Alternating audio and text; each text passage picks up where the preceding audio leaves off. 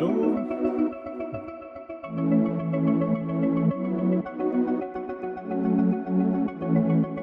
Bonjour, je m'appelle André Patry.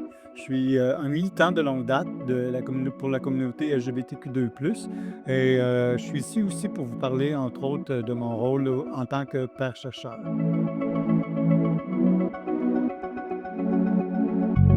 Je suis arrivé dans l'enseignement dans les années 80, en 1980 exactement.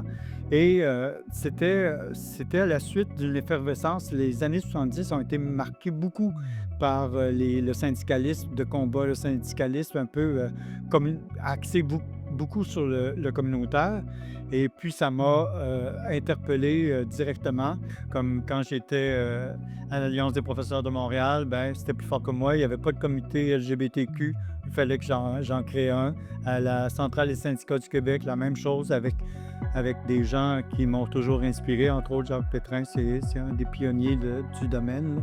Et là, je suis rendu retraité. Il n'y avait pas, à mon association de personnes retraitées, pas de comité LGBTQ2+, donc il a fallu que j'en crée un. Fait que ça, ça m'apporte d'être moi-même puis de me réaliser en tant qu'être humain.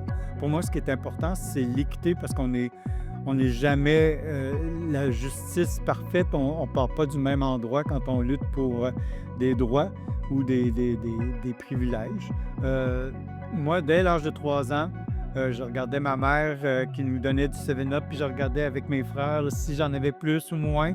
Fait que pour moi, c'est comme inné de vouloir de l'équité puis de vouloir de la justice.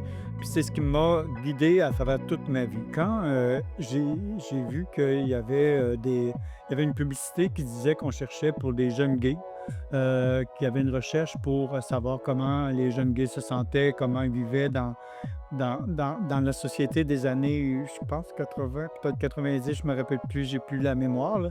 Mais tout de suite, je me suis dit: «OK, il faut que je donne mon point de vue» parce qu'une recherche, ça donne des données, ça c'est appuyé sur des faits, c'est appuyé sur plusieurs entrevues. C'est pas juste des oui-dire, puis c'est pas juste des préjugés, puis c'est pas donc pour moi, ça rejoignait mon militantisme en disant: «Il faut que je participe à cette recherche-là pour donner une voix à ceux qui oseront pas», surtout dans les années 80 ou 90.